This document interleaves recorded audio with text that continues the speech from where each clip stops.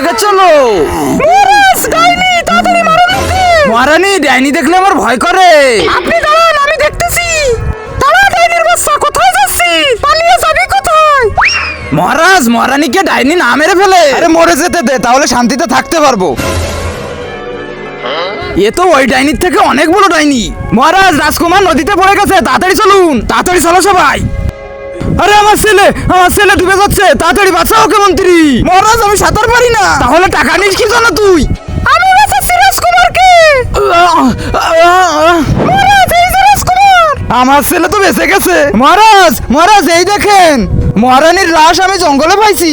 মহারানী এইখানে, তাহলে একে।